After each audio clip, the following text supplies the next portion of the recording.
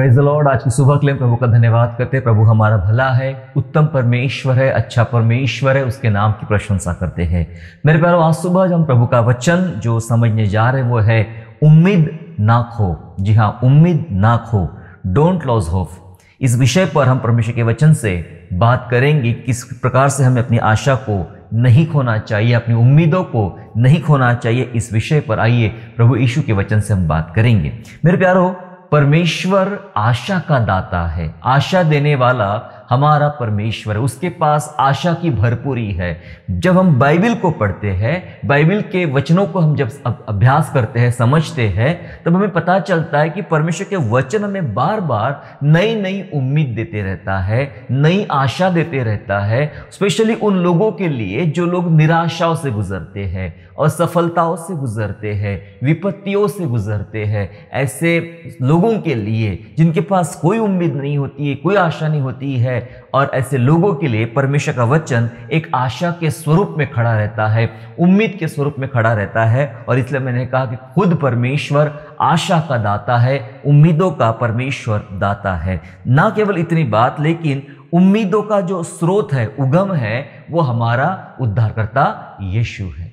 Hallelujah. जी हाँ, उम्मीदों का सोर्स, उम्मीदों का जो स्रोत है वो हमारा यीशु नासरी है। किस प्रकार से उम्मीद का स्रोत बना, आइए हम बाइबल से प्रभु के वचन को हम पढ़ेंगे, मेरे साथ निकालेंगे। पहला पत्रस, पहला अध्याय और वचन 3, first Peter chapter 1 and verse 3 इस प्रकार से कहता है, हमारे प्रभु यीशु मसीह के परमेश्वर और पिता का धन्यवाद हो, जिसने यीशु मसीह को मरे हुए में से जी उठने के द्वारा अपनी बड़ी दया से हमें जीवित आशा के लिए नया जन्म दिया। हालेलुया। प्रभु का वचन कह रहा है यहाँ पे कि यीशु मसीह के मरे हुए में से जी उठने के द्वारा, सुनिए, थोड़ा बातों पे गौर करना पड़ेगा कि यीशु के मरे में से जी उठने के द्वारा अपनी बड़ी दया से हमें जीवित आशा के लिए नया जन्म दिया है।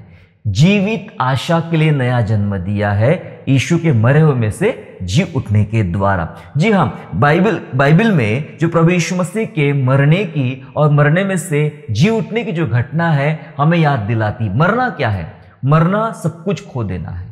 जी हाँ, मनुष्य के जीवन का सबसे बड़ी हार होती है मृत्यु, है ना। लेकिन बाइबल के विश्वासियों के लिए ऐसा नहीं है। मैं एक जनरल बात बता रहा हूं कि मनुष्य के लिए हार होती है मृत्यु, और एक बार जब आदमी मर जाए तो सब कुछ वो खो देता है, और कुछ भी दोबारा कुछ चीजें प्राप्त करने की उसके पास कोई उम्मीद नहीं रहती है। यदि वो बीमार है तो एक उम्मीद है कि कल ठीक हो जाएगा, 2 महीने के बाद ठीक हो जाएगा और दोबारा जो उसने खोया है प्राप्त कर लेगा। लेकिन यदि वो मर जाए तो उसके लिए कोई उम्मीद नहीं होती है।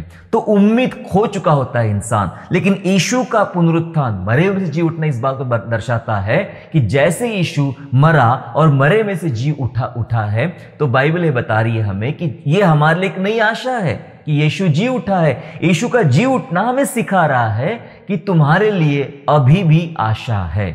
परमेश्वर आशा का दाता है, वो स्रोत है, उसका जी उठना में दिखाता है कि आशा है, उम्मीद है, तुम अभी भी उम्मीद रख सकते हो। कितनी सुंदर बात है विश्वासियों के लिए कि हम सब यीशु नासरी पर विश्वास करते हैं, और यीशु का मरना हमारे लिए लाभदायक है और यीशु का जी उठना भी लाभदायक है। जी उठने से उसने हमें एक नया आशा लिखा है, जीवित आशा के लिए नया जन्म दिया, ताकि हम एक आशा रख सके, ताकि हम उम्मीद रख सके, एक उम्मीद पर हम जी सके, चल सके। जीवन का हर एक काम, हर एक बात हम उम्मीदों के आधार पे आगे बढ़ा सके।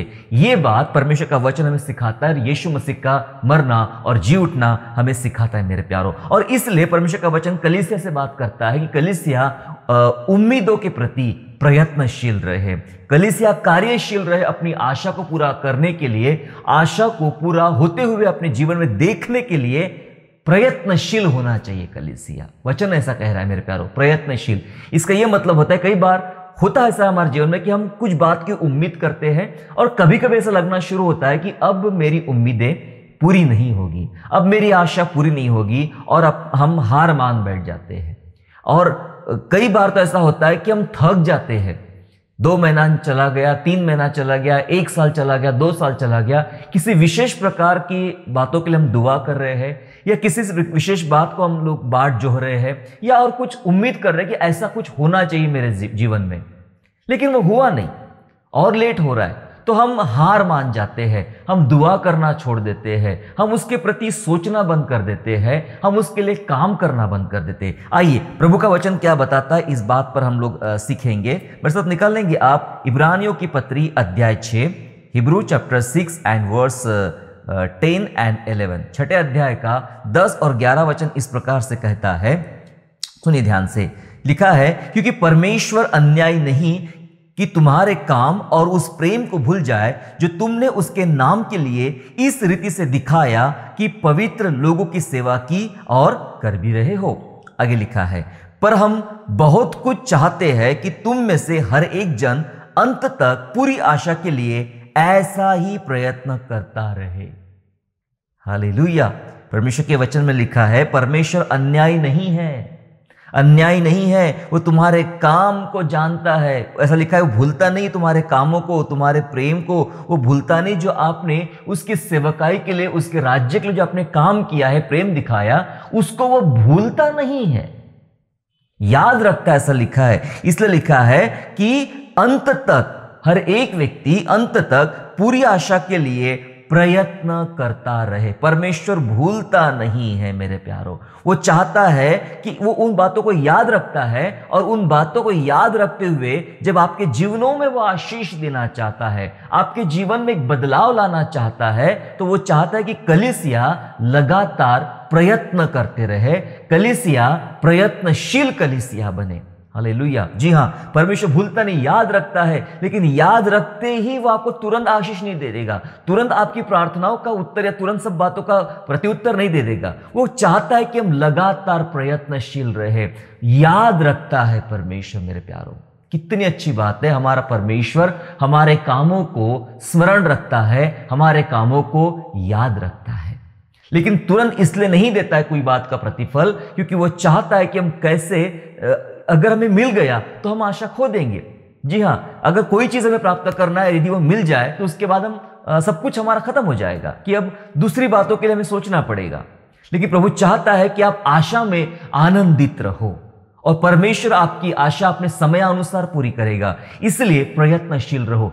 बहुत सारे लोग, हमारे भाई बहनें, अपने अपने जॉब में, अपने बिजनेस में, अपने फैमिली लाइफ में, वैवाहिक जीवन में और अपने सामाजिक जीवन में बहुत प्रकार का संघर्ष महसूस कर रहे हैं। संघर्ष को वे लोग झेल रहे हैं, और कई बार तो वे खो देते हैं, अपनी आशा खो देते हैं कि नहीं, मेरे से अब नहीं हो पाएगा, अब मैं हार चुका हूं, अब मेरे लिए कोई रास्ता खुला नहीं है, सारे रास्ते बंद हो चुके हैं। लेकिन बाइबल का संदेश है, प्रयत्नशील रहो, प्रयत्न लगातार करते रहो, और प्रभु चाहता है कि हम प्रयत्न करते रहे।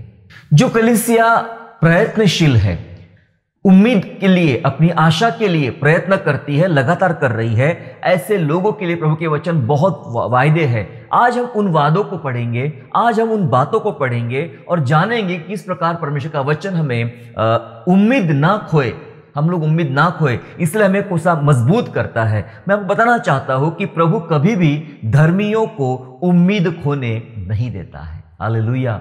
परमेश्वर धर्मियों को उम्मीद खोने नहीं देता है, वो अपनी उम्मीदें हमेशा बरकरार रख सकते हैं। जी हाँ, हम धर्मी अपनी उम्मीदें बरकरार रख सकते हैं, चाहे कितना भी समय क्यों ना चला जाए।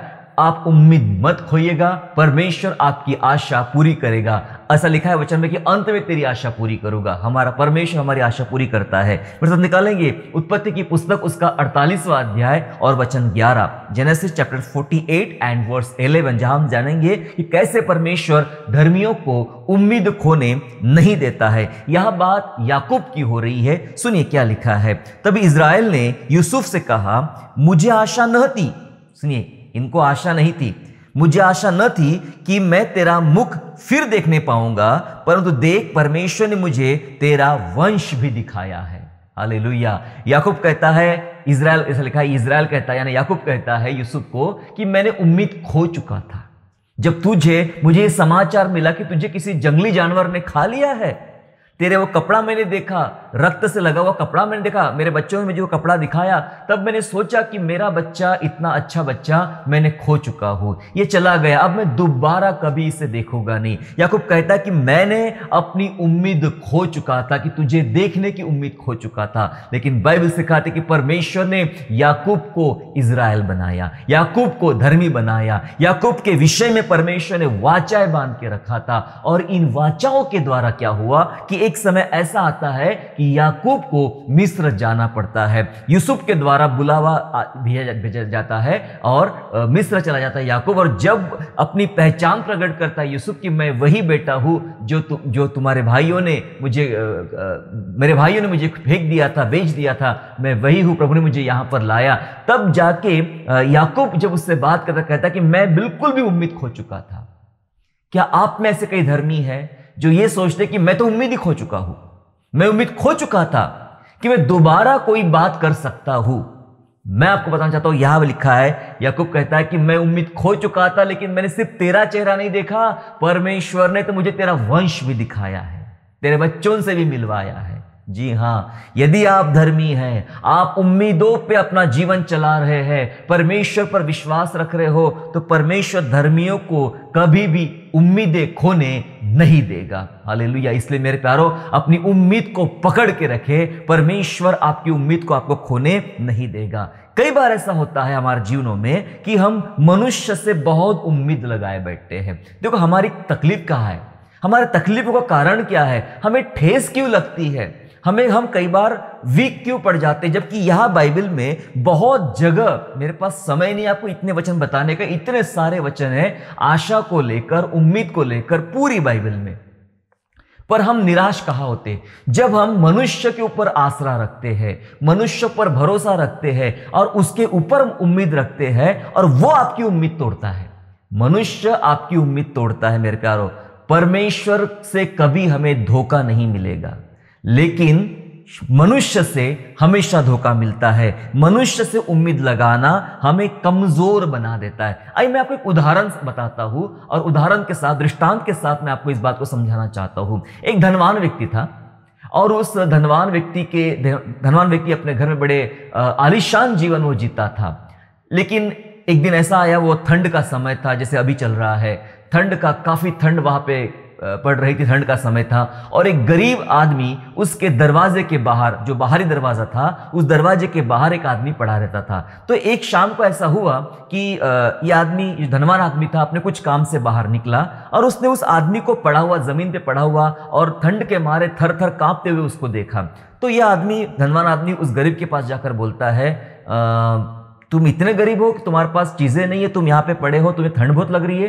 तो उस गरीब आदमी ने उठ के जवाब दिया, हाँ साहब, मैं बहुत गरीब हूं और मुझे ठंड बहुत लग रही है और मेरे पास गर्म कपड़े नहीं है, मेरे पास गर्म कपड़े नहीं है ताकि मैं इस ठंड से बच सकूं। मैं तो ईश्वर से प्रार्थना करता हूं कि वो मुझे शक्ति दे इस ठंड को सहन करने की। तो ऐसा सुन के ये धनवान आदमी को बहुत उस पर तरस आया, दया आई कि बेचारा ये ठंड में पड़ा हुआ है और ऐसा ही बैठा रहता है। तो उसने कहा, ठीक है, तुम यही बैठो, मैं भीतर जाता हूं और तुम्हारे लिए गर्म कपड़े भिजवाता हूं, ठीक है। तो गरीब ने कहा, ठीक है साहब, आपका बहुत बहुत शुक्रिया, बहुत बहुत धन्यवाद कि आपने मेरे लिए इतना सोचा, आप गर्म कपड़ों का मेरे लिए इंतजाम कर रहे हो। और वो आशा लगाए बैठ गया और ये धनवान आदमी अपने घर में चला गया। जैसे वो घर में गया और दूसरे कामों में व्यस्त हो गया और भूल गया कि उसे बाहर जाना है और गर्म कपड़े भिजवाना है। अपने कामों में इतना मगन हो गया और ये नौकर चाकर ये सारे काम करते करते पूरी रात चली गई उसकी। वो सो गया, रात चली गई और सुबह हुई। जब सुबह हुई तो एक नौकर दौड़कर मालिक के पास आया, बोले, मालिक, बाहर एक आदमी मरा पड़ा हुआ है, दरवाजे के बाहर जो है एक आदमी मरा पड़ा हुआ है। तो ये धनवान को अचानक याद आया, कहीं उसके मरने का कारण ठंड तो नहीं था, ठंड के कारण तो नहीं मरा। तो उसने, हाँ साहब, वो ठंड के कारण ही मरा है। और वहां कुछ लिखा था, जमीन पर उसने कुछ लिख के रखा था, जमीन पर उसने लिख के रखा था कि मैंने इतने सारे साल एक पतली धोती पर और पतले कमीज पर मैंने इतने सारे साल निकाले, इतनी ठंड को निकाली, लेकिन आज रात तुमने मुझे उम्मीद दिलाई कि तुम मुझे गर्म कपड़े ला के देने वाले हो और तुम ला नहीं पाए और उस उम्मीद ने मेरी जान ले ली, उस उम्मीद ने मेरी जान ले ली। मेरे प्यारों, वो आदमी मर गया। इतने साल इससे भयंकर ठंड को उसने निकाला, लेकिन उस साल वो मर गया क्योंकि उसने अपनी उम्मीद, अपनी आशा मनुष्य पर लगाई कि ये मनुष्य ने वादा किया है कि मुझे गर्म कपड़े ला कर देगा। कई बार हम इस प्रकार से व्यक्तियों पर, मनुष्य पर आशा लगाए बैठते कि वो कुछ मेरी सुनेगा, वो कुछ मेरी सहायता करेगा, वो मेरे लिए कुछ काम करेगा। कई बुजुर्गों को मैं देखता हूं, कहते कि मेरे जवान बच्चों ने मुझे धोखा दिया, मेरे जवान लड़कियों ने मुझे धोखा दिया और हमें आज भीख मांगने के लिए छोड़ दिया। हमने सोचा कि बच्चे बड़े होके हमें संभाल लेंगे, लेकिन उन्होंने हमें घर से बाहर निकाल दिया। कई ऐसे अलग अलग शिकायतें हम सुनने को मिलती है, बीमारी को लेकर, कर्जे को लेकर, पैसे को लेकर, जॉब को लेकर, कई ऐसी बातें हैं, लोग निराश हो जाते हैं। उसका वजह कई बार मैं बताना चाहता हूं, वजह यही रहती कि हम कई बार मनुष्य पर अपना भरोसा लगाए रहते हैं। और इसलिए मैंने कहा कि हमें अपना भरोसा, अपनी उम्मीदें मनुष्य से नहीं लगाना है, वहां से धोखा मिलेगा। लेकिन यदि हम अपनी उम्मीदें परमेश्वर से लगाए तो परमेश्वर कभी धोखा नहीं करता है। देखिए परमेश्वर के वचन में क्या लिखा गया है। यिर्मयाह नबी की पुस्तक और उसका अध्याय 17, यिर्मयाह नबी की पुस्तक अध्याय 17 और वचन 5 इस प्रकार कहता है। यिर्मयाह चैप्टर 17 एंड वर्स 5 ऐसा कहता है, यहोवा यो कहता है, श्रापित है वह मनुष्य, श्रापित है वह पुरुष जो मनुष्य पर भरोसा रखता है और उसका सहारा लेता है, जिसका मन यहोवा से भटक जाता है। वचन कहता है वह व्यक्ति श्रापित है जिसने मनुष्य पर अपना भरोसा रखा। क्यों रखा? क्योंकि उसका मन यहोवा परमेश्वर से भटक गया है। मेरे प्यारों, हम तभी मनुष्य पर भरोसा रखना या उम्मीदें रखना, आशा रखना चालू करते हैं तब जब हमारा मन परमेश्वर से भटक जाता है। लेकिन जिस किसी का मन परमेश्वर पर लगा है वो किसी भी हालत में, किसी भी कीमत में मनुष्य पर भरोसा रखेगा ही नहीं। वो अपना भरोसा चट्टान यीशु नासरी पर रखेगा। हालेलुया। मैं आपको अंत में 3 बातें बताना चाहता हूं जो कलीसिया को उम्मीद खोने से बचाएगी। नॉट ओनली कलीसिया, लेकिन जो विश्वास करने वाले विश्वासी है, साधारण से लोग है, नए विश्वासी है, अभी 2 महीना हो गया आप विश्वास कर रहे हो, किसी भी प्रकार के विश्वासी क्यों ना हो आप, लेकिन मैं आपको बताना चाहता हूं, ये 3 बातें बताना चाहता हूं। ये 3 बातें कलीसिया को उम्मीद खोने से बचाएगी। आपको उम्मीद रखना है, आपको आशा रखना है परमेश्वर के ऊपर में। आपके जीवन में कोई भी काम के प्रति हो, चाहे बीमारी से गुजर रहे आप, चाहे फाइनेंस से गुजर रहे हो, चाहे अन्य किसी तकलीफ से गुजर रहे हो आपको उम्मीद नहीं छोड़ना है। और कैसे आपको उम्मीद खोने से बचाएगी 3 बातें मैं आपको बताना चाहता हूं। पहली बात क्या है जो आपको उम्मीद खोने से बचाएगी? वो होगी परमेश्वर का वायदा। जी हां, परमेश्वर का वायदा। क्या आपको परमेश्वर के वायदे याद है? क्या आपको परमेश्वर के वायदों पर आप मनन करते हैं? क्या आप जानते हैं प्रभु के वादे यानी क्या है? प्रभु का वादा मतलब प्रभु का कानून। ये संसार का कानून तोड़ा जा सकता है, बदला जा सकता है, इसमें संशोधन किया जा सकता है, इसमें बहुत सारे बदलाव लाए जा सकते हैं, लेकिन परमेश्वर का कानून कभी भी बदला नहीं जा सकता है। उसका वादा अपने आप में कायदा है, अपने आप में कानून है। जी हां, उसका आश्वासन अपने आप में कानून है। और जो व्यक्ति परमेश्वर के वायदे को समझता है, वायदे को याद करता है, वो कभी भी अपनी उम्मीद नहीं खोएगा। यशायाह नबी की पुस्तक में चले अध्याय 54 में और वचन 4 हम पढ़ेंगे। आइज़ाया चैप्टर 54 एंड वर्स 4 इस प्रकार से कहता है, सुनिएगा, मत डर क्योंकि तेरी आशा फिर नहीं टूटेगी। क्या वादा है प्रभु का। मत डर, तेरी आशा फिर नहीं टूटेगी। मत घबरा क्योंकि तू फिर लज्जित न होगी और तुझ पर सियाही न छाएगी, क्योंकि तू अपनी जवानी की लज्जा भूल जाएगी और अपने विधवापन की नाम धराई को फिर स्मरण ना करेगी। परमेश्वर का वचन कहता है मत डर क्योंकि तेरी आशा फिर नहीं टूटेगी। ये किसे कह रहा है परमेश्वर? परमेश्वर कलीसिया से कह रहा है। और जब वो कहता है मत डर, तेरी आशा फिर नहीं टूटेगी, तो ये परमेश्वर का वायदा है। जी हां, ये परमेश्वर का वायदा है। वो कहता है तेरी आशा नहीं टूटेगी।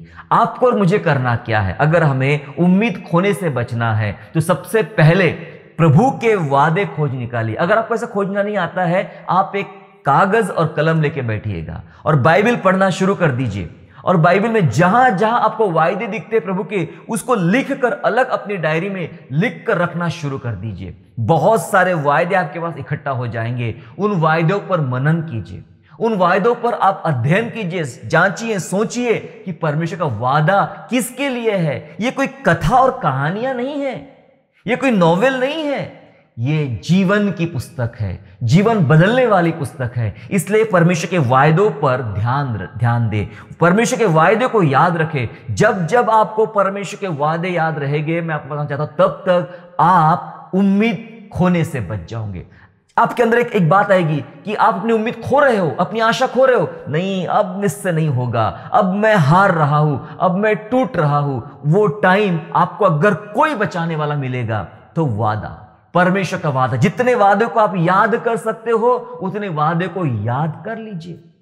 जितने वादों का अध्ययन करके अपने दिमाग में, अपने हृदय में रख सकते हो तो रख लीजिए। मुश्किल के समय, उस कठिन समय के दौरान ये वादा आपको याद आएगा, ये वादा आपको याद आएगा। और ये वादा आपको, जो आप उम्मीद टूटने पर थे, खोने पर थे, वहां आपको बचा लेगा। देखो इब्राहिम के बारे में बाइबल क्या कहती है, इब्राहिम का जीवन कैसा था, इब्राहिम के लाइफ में इतने चमत्कार कैसे हुए, इब्राहिम के लाइफ में इतनी आशीषें कहां से आई, कैसे वह विश्वास का पिता बन गया, कैसा परमेश्वर का मित्र बन गया, कैसे इतने सारे आशीषें उसको मिल गई। क्योंकि बाइबल कहती है उसने परमेश्वर के वायदे पर विश्वास किया। पढ़े मेरे साथ में, रोमियो की पुस्तक में चलेंगे, Roman chapter 4 and verse 18 to 20। चौथा अध्याय रोमियो का 18 से 20 इस प्रकार कहता है, सुनिए, ये इब्राहिम के विषय में है। उसने निराशा में भी आशा रखकर विश्वास किया। इब्राहिम ने निराशा में भी आशा रखकर विश्वास किया, इसलिए कि उस वचन के अनुसार कि तेरा वंश ऐसा होगा कि बहुत सी जातियों का पिता हो। ठीक है, आगे सुनिए। और वह जो 100 वर्ष का था, अपने मरे हुए शरीर और सारा के गर्भ की मरी हुई सी दशा जानकर भी विश्वास में निर्बल नहीं हुआ। परिस्थितियां खराब थी, अपोजिट थी, तब भी विश्वास में निर्बल नहीं हुआ। आगे लिखा है, और ना अविश्वासी होकर परमेश्वर की प्रतिज्ञा पर संदेह किया, पर विश्वास में दृढ़ होकर परमेश्वर की महिमा की। हालेलुया। 100 साल का है, संतान नहीं है, सारा की हालत, गर्भ की दशा मरी हुई है, खुद भी बूढ़ा है, और निराशा में उसने आशा रखा, उसने उम्मीद नहीं खोया। क्योंकि लिखा है परमेश्वर ने उससे वादा किया था। वादा क्या था कि, या क्या लिखा है यहां पे, कि तेरा वंश ऐसा होगा कि वह बहुत सी जातियों का पिता हो।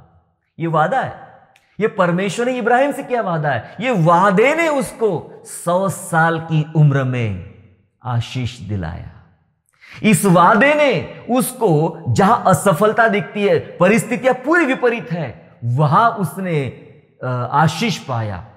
कह सकते हैं कि रेगिस्तान में किस प्रकार से पौधे उग आए, बदलाव लाया, चेंजेस लाया। लिखा है वचन में, उसने अविश्वासी होकर परमेश्वर की प्रतिज्ञा पर, मतलब वायदों पर संदेह नहीं किया, पर विश्वास में दृढ़ होकर प्रभु की महिमा किया। क्या किया मेरे प्यारो? वायदा, वायदा, वायदा, वायदा।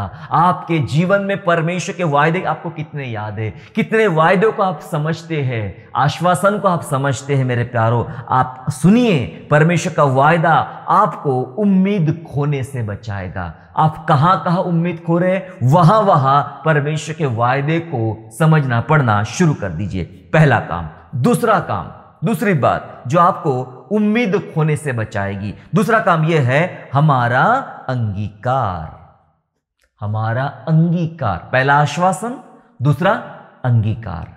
अंगीकार, अंगीकार किसे कहते हैं? अंगीकार वो होता है जो आप महसूस करते हो। अंगीकार वो होता है जो आप अपने अंदर में उन बातों को बदलते हुए, बनते हुए देखते हो। अंगीकार वो होता है जिसके प्रति आपका विश्वास एकदम सुदृढ़ होता है और मजबूत होता है। अंगीकार वो होता है जिसमें आपको 100% सच्चाई दिखाई पड़ती है। अंगीकार वो होता है मेरे प्यारों। अंगीकार क्या होना चाहिए? इब्रानियों की पत्री अध्याय 10 और वचन 23, हिब्रू चैप्टर 10 एंड वर्स 23 इस प्रकार से कहता है, और अपनी आशा के अंगीकार को, सुनिएगा, अपनी आशा के, उम्मीद के अंगीकार को दृढ़ता से थामे रहे, क्योंकि जिसने प्रतिज्ञा किया वो सच्चा है। Praise the Lord. वचन कहता है जिसने प्रतिज्ञा किया वो सच्चा है, इसलिए अपने आशा के अंगीकार को, जिस चीज की आप आशा कर रहे हो, जिन बातों की आप आशा कर रहे हो, उन आशा के अंगीकार को दृढ़ता से थामे रहे। यस, बाइबल जब पौलुस का मुकदमा चल रहा था, पौलुस कहता है अपने लोगों से कि मुझ पर उस बात पर मुकदमा चल रहा है कि जो आशा परमेश्वर ने दिलाई है, उस आशा के प्रति मुकदमा चल रहा है मेरे ऊपर में, और मैं उस आशा में आनंदित हूं। जब यीशु उन लोगों से बात करता है, शास्त्री और फरीसी यहूदियों से, वो कहता है कि तुम्हारा पिता, यूहन्ना 8वें अध्याय में लिखा है, इब्राहिम ये दिन देखने में बड़ा उत्सुक था, उम्मीद थी उसको, और मैं कहता हूं उसने देख भी लिया। ऐसा कहा प्रभु यीशु मसीह ने यहूदियों से। जी हां, वो आशा में आनंदित था। अंगीकार किसका मतलब होता है? अंगीकार का मतलब होता है कि आशा का अंगीकार, जो आप होने वाला है उन बातों का अंगीकार। हमने अभी इब्राहिम के बारे में पढ़ा, इब्राहिम के बारे में, इब्राहिम सारे को सारा बोलता था, और वो अब्राहम को इब्राहिम बोलती थी। क्यों? क्योंकि वो विश्वास करते थे इस बात पर कि तू बहुत सी जातियों का पिता है और तू बहुत सी जातियों की माता है। हालेलुया। अपने अंगीकार को थामे रहे। जितना आप अंगीकार करोगे, उतना ज्यादा आपकी आशा बढ़ेगी, आपकी उम्मीद बढ़ेगी, और आप उम्मीदें नहीं खोएंगे। रोज आपको कितने अंगीकार याद है? चलते हुए बोलिए, बैठते हुए बोलिए, सोते हुए बोलिए, काम करते हुए बोलिए, मैं प्रभु का बेटा हूं, मैं प्रभु की बेटी हूं, मेरे जीवन में परमेश्वर काम कर रहा है, मुझे सक्सेस दे रहा है, मुझे आशीष दे रहा है, मुझे चंगाई दे रहा है परमेश्वर, मेरे जीवन में बदलाव ला रहा है। अंगीकार है हमारे। बाइबल से अंगीकारों को ढूंढिए, दोहराइए और उसको अपनी शक्ति बनाइए। वो आपके अंदर पेट्रोल के समान ताकत भरेगी। आपकी मोटरसाइकिल कितनी भी महंगी हो, गाड़ी कितनी भी अच्छी हो, लेकिन यदि उसके अंदर पेट्रोल ना हो तो किसी काम की नहीं है वो। तो पेट्रोल का काम करेगा आपका अंगीकार। अंगीकार भर ले मेरे प्यारो अपने अंदर में। यह आपको उम्मीद तोड़ने से, टूटने से आपको बचाएगा। दाऊद का अंगीकार ऐसा था और अंत में उसके साथ ऐसा ही हुआ। दाऊद का अंगीकार पढ़ेंगे भजन संहिता 23 में, बड़ा प्रसिद्ध है। भजन संहिता 23 और वचन 6 में, Psalm 23 एंड वर्स 6 ऐसा कहता है, निश्चय भलाई और करुणा जीवन भर मेरे साथ बनी रहेगी और मैं यहोवा के धाम में सर्वदा वास करूंगा। ये क्या है? यह अंगीकार है दाऊद का। कहता है कि निश्चय प्रभु की भलाई, प्रभु की करुणा मेरे जीवन भर साथ बनी रहेगी। क्या रही? प्रभु की भलाई, प्रभु की करुणा दाऊद के जीवन भर साथ रही। क्या बाइबल पढ़ा है आपने? आपको पता चलेगा, आखिरी जब बूढ़ा हो गया दाऊद, मरने पर था, तब तक प्रभु की करुणा दाऊद पर से नहीं हटी। पूरी उसका जीवन गवाह है बाइबल में। वो कहता था, जवानी के दौरान उसका अंगीकार था कि निश्चय प्रभु की भलाई और करुणा जीवन भर मेरे साथ बनी रहेगी और मैं यहोवा के धाम में सर्वदा वास करूंगा। और सचमुच ऐसा ही हुआ। उसका अंगीकार ने उसको आशीषित किया। आपका अंगीकार आपको आशीषित करेगा और आपका अंगीकार आपके अंदर आशा को बढ़ाएगा, उम्मीद खोने से बचाएगा। पहली बात आश्वासन, दूसरी बात अंगीकार। जी हां, अंगीकार करना है, क्योंकि सकारात्मक सोच आपके अंदर, एक सकारात्मक सोच होना चाहिए। सकारात्मक सोच एक सकारात्मक अंगीकार का निर्माण करती है। आप अंगीकार करना शुरू कर देंगे, वो भी सकारात्मक। नकारात्मक मत बोलिए, ओह मैं मर जाऊंगा, मैं तो मर जाऊंगा, ये बुखार मुझे आएगा, मैं तो मर जाऊंगा, मुझे चोट लग गई, मेरा तो पाँव ही काटना पड़ेगा, मेरा सिर दुख रहा है, लगता है बड़ा ऑपरेशन करना पड़ेगा। ये क्या है? ये कैसे अंगीकार है? गलत अंगीकार मत कीजिए, सकारात्मक अंगीकार कीजिए। सकारात्मक सोच अगर आप रखते हो प्रभु के प्रति, तो सकारात्मक अंगीकार आपके मुंह से निकलेगा और सकारात्मक अंगीकार परमेश्वर आपके अंदर निर्माण करेगा। पहली बात आश्वासन, दूसरी बात अंगीकार, और तीसरी बात हम अनुभव, हमारे अनुभव। आश्वासन, अंगीकार और अनुभव, 3 अ है यहां पर। आश्वासन, अंगीकार और अनुभव। हमारे अनुभव आपको उम्मीद खोने से बचाएंगे। हम वही सीख रहे हैं आज, उम्मीद ना खोए, उम्मीद ना खोए। यस प्यारे प्यारो, अनुभव। यदि आपके अंदर परमेश्वर के अनुभव है और उन अनुभवों के आधार पे आप अपना जीवन चला रहे हो, मैं आपको बताना चाहता हूं, ये अनुभव आपको लगातार मदद करेंगे आशा को बढ़ते हुए देखने के लिए, आशा को पूर्ण होते हुए, उम्मीदों को काम आपके लाइफ में होते हुए। अनुभव, कितने अनुभव आपके पास है? अब से आज के पहले के अनुभव को याद कीजिए। 2 महीना पहले, 2 साल पहले, 20 साल पहले परमेश्वर ने आपके लाइफ में क्या किया, कैसा किया, क्या वो अनुभव आपको याद है? अगर याद नहीं तो लिख के रखिए। सबसे अच्छा तरीका, याद नहीं है तो लिख के रखिए और लिख कर उसको एक अच्छा फ्रेम बनाइए, अपने घर में अलग अलग दीवार पे रखा लगाइए। तारीख याद है, तारीख भी लिखिए कि इस तारीख को परमेश्वर ने मेरे घर में चमत्कार किया, इस तारीख को परमेश्वर ने मुझे जीवन दिया, इस तारीख को परमेश्वर ने मेरी सुधी लिया, मेरी सुन लिया, मेरे घर में ये किया, मेरे घर में वो किया, मेरे लाइफ में ये किया। आपके अनुभव लिख के रखे। अनुभव जितने आपको याद आएंगे उससे आपकी उतनी आशा बढ़ेगी, उतनी उम्मीदें बढ़ेगी और उम्मीद खोने से वो आपको बचाएगी। मैं आपको पहले बताया, हम इतने कमजोर हैं कि सुबह उम्मीद ले लेते हैं और दोपहर होते होते ही हमारी उम्मीदें टूट जाती है, खराब हो जाती है, बिखर जाती है मेरे प्यारों। लेकिन ये तीन महत्वपूर्ण बातें मैंने बताया। आश्वासन किसका? परमेश्वर का। दूसरा अंगीकार हमारा, और तीसरा हमारे अनुभव। ये आपको जिंदा रखेंगे मसीह में। एक वचन पढ़ेंगे मेरे साथ में, दूसरा कुरिन्थियों अध्याय पहला और वचन 10, जहां लिखा है, 2 Corinthians chapter 1 and verse 10, जहां लिखा है, पौलुस कहता है, उसी ने हमें ऐसी बड़ी मृत्यु से बचाया और बचाएगा, और उससे हमारी यह आशा है कि वह आगे भी बचाता रहेगा। हालेलुया। कुरिन्थियों की कलीसिया के लिए जब पत्री लिख रहा है पौलुस, तो कह रहा है कि हम ऐसे हालात में पड़े थे कि लगभग भर चुके थे, जीवन से हम लोग हाथ धो बैठे थे, लेकिन प्रभु ने बहुत बचाया, ऐसी कृपा हम पर किया, और फिर कहता है ऐसी बड़ी मौत से बचाया, और कहता है और बचाएगा। इसका मतलब यह मौत सिर्फ अंतिम नहीं थी, आगे भी बहुत सारी मौतें इंतजार कर रही है। जैसे पिछली मौत से मुझे प्रभु ने बचाया है, आगे आने वाली तमाम मौतों से भी हमारा परमेश्वर हमें बचाएगा। यह भविष्य काल है, फ्यूचर टेंस है इसके अंदर, और बचाएगा। बचाया चालू वर्तमान काल है और बचाएगा भविष्य काल है। आगे जो आएंगी तकलीफें उससे बचाए। देखो उसका अनुभव, वो अनुभव से कहता है कि जब मुझे प्रभु ने वो मौत से बचाया तो आगे कितनी मौतें आएगी उससे भी बचाएगा। लिखा है, और हमारी यह आशा है, आशा उम्मीद की बात कर रहे हैं, हमारी यह आशा है कि आगे भी बचाता रहेगा।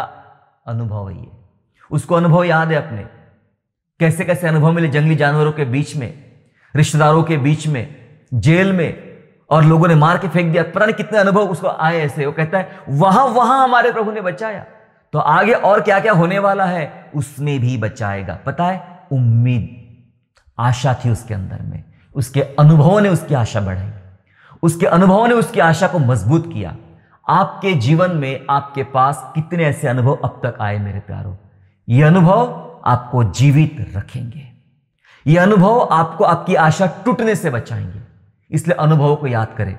होता है क्या हमारा, पता कई बार हम भूल जाते हैं, प्रभु के एहसानों को भूल जाते हैं, उन उपकारों को भूल जाते हैं। हम भूल बैठते कि हम कहां से उठे हैं, हम भूल बैठते कि मेरे साथ प्रभु ने कितने बड़े चमत्कार के, कितने बड़े काम किए हैं, और हम अगली दुनिया में, अपनी दुनिया में निकल पड़ते। मेरे प्यारो, अनुभवों को याद कीजिए। समय है आज, बैठिए, अपने परिवार के साथ अनुभव बांटिए कि कैसे प्रभु ने पिछले सालों में, पिछले महीनों में, पिछले दौरान आपके लाइफ में, आपके जीवनों में अनुभव किए, अनुग्रह किए। स्मरण कीजिए, हो सके तो लिख के रखिए, हो सके तो एक तस्वीर बना के, फ्रेम बना के अपने रूम में लटकाइए। प्रभु के अनुभव जो आपके जीवन में आए, यह आपको कभी भी आशा टूटने नहीं देगी, बल्कि लगातार आशा में बढ़ाते हुए आगे ले चलेगी। एक अंतिम वचन पढ़ के समाप्त कराना चाहता हूं। पहला शमूएल और अध्याय 17 और वचन 37। हमने अभी पौलुस का अनुभव देखा, हम अभी दाऊद का अनुभव देखेंगे। पहला शमूएल उसका अध्याय 17 और वचन 37, जहां ऐसा लिखा है, फिर दाऊद ने कहा, यहोवा जिसने मुझे सिंह और भालू दोनों के पंजे से बचाया है, वह मुझे उस पलिश्ती के हाथ से भी बचाएगा। शाऊल ने दाऊद से कहा, जा, यहोवा तेरे साथ रहे। दाऊद लड़ाई पे जा रहा है, गोलियत को मारने जा रहा है, और कहता है मैं कैसे मार पाऊंगा? राजा, तेरी तलवार मेरे काम की नहीं, तेरा मुकुट मेरे काम का नहीं, तेरी ढाल मेरे काम की, तेरे जूते मेरे काम के नहीं है। मेरे काम मेरा अनुभव है, मेरे काम का मेरा अनुभव है। जिसने प्रभु ने मुझे जंगल में शेर और भालू से लड़कर मुझे बचाया, मेरी रक्षा किया, वही परमेश्वर इस पलिश्ती से भी मेरी रक्षा करेगा। वो शेर भालू का अनुभव लेकर गोलियत को मारने आया और मार भी डाला। अनुभव ने उसकी उम्मीद को बढ़ाया, उसकी आशा को बढ़ाया। मेरे प्यारों, आपके लाइफ में कितने अनुभव है परमेश्वर के, याद कीजिए, और ये अनुभव कभी आपको गिरने नहीं देंगे, टूटने देंगे। छोटे से छोटा भी अनुभव आपको आया है, प्रभु के साथ मिला है आपको, उसको याद रखिए, स्मरण कीजिए, उस पर मनन कीजिए मेरे प्यारों, वो आपको बचाएगा। 3 बातें मैंने बताया जो कलीसिया को उम्मीद खोने से बचाई। कौन सी बात? पहली बात परमेश्वर का आश्वासन यानी वायदा, दूसरी बात हमारा अंगीकार, और तीसरी बात हमारे अनुभव। आश्वासन, अंगीकार, अनुभव। ये 3 अ याद रखना, ये आपके अंदर उम्मीदें बढ़ाएगी। और याद रखना, प्रभु धर्मियों को उम्मीद खोने देगा नहीं। याकूब ने सोचा मैं तो खो चुका था उम्मीद, लेकिन प्रभु ने यूसुफ को भी दिखाया, यूसुफ के वंश को भी दिखा दिया। परमेश्वर आपको भी दिखाएगा मेरे प्यारो। परमेश्वर आशा का दाता है। अगर आप अपने जीवन में उम्मीद खो रहे हो, आज निराश हो, टूट गए हो, परेशान हो, आइए हम मिलकर प्रार्थना करेंगे और दोबारा रिवाइव करेंगे अपनी उम्मीदों को कि परमेश्वर मेरे जीवन में आ और मेरी उम्मीदों को बढ़ा। आइए हम दुआ करें। सर्वशक्तिमान सर्व सामर्थ्य पिता परमेश्वर यीशु के नाम से आपका धन्यवाद करते हैं। प्रभु जी, हम जीवन में बहुत बार अपनी उम्मीदें खो चुके होते हैं, खो बैठते प्रभु, लेकिन हम जानते हैं हमारा प्रभु हमें उम्मीदें खोने नहीं देगा। अब जो बातें हमने सीखी है प्रभु, उन बातों पर हम मनन करें, उन बातों पर विश्वास करें और इसके द्वारा आपकी महिमा करें प्रभु जी। और प्रभु विनती करते कि हमारे जीवन से कभी भी प्रभु ये उम्मीदें ना खोए प्रभु, लेकिन हम लगातार उम्मीदों में आगे बढ़ने वाले बने प्रभु। यीशु मसीह के मरने के द्वारा और मर के जी उठने के द्वारा प्रभु हमें वो उम्मीद मिली है, हमें वो आशा मिली। पिता वचन सिखाता प्रभु कि तुम्हें जीवित आशा के लिए प्रभु ने नया जन्म दिया है। यस प्रभु, उस जीवित आशा को हम स्वीकार करते लेते हैं और आशा में आनंदित होने के लिए प्रभु जी हम प्रार्थना करते। प्रभु जी, हमें से कितने सारे लोगों ने अपनी उम्मीदें खो चुके हैं, आशा खो चुके हैं, निराश है, असफलता लग रही है, टूट चुके हैं, परेशान से हो रहे प्रभु जी। हम विनती करते कि अब से दोबारा अपनी आशा को थाम ले, अपने आशा के अंगीकार को थाम ले। पिता परमेश्वर प्रभु आपके वादे को याद करें, अपने मुंह के अंगीकार को याद रखें प्रभु जी, और अपने अनुभव को याद रखें, जिसके द्वारा आप हमारे अंदर उम्मीदें बढ़ाएंगे, अपनी महिमा कराएंगे। धन्यवाद स्तुति करते हैं, आप सबकी उम्मीदें बढ़ा रहे प्रभु जी। धन्यवाद के साथ यीशु के नाम से प्रार्थना मांगते हैं, आमीन। आशा करता हूँ आज के संदेश के द्वारा आपने आशीष प्राप्त किया है।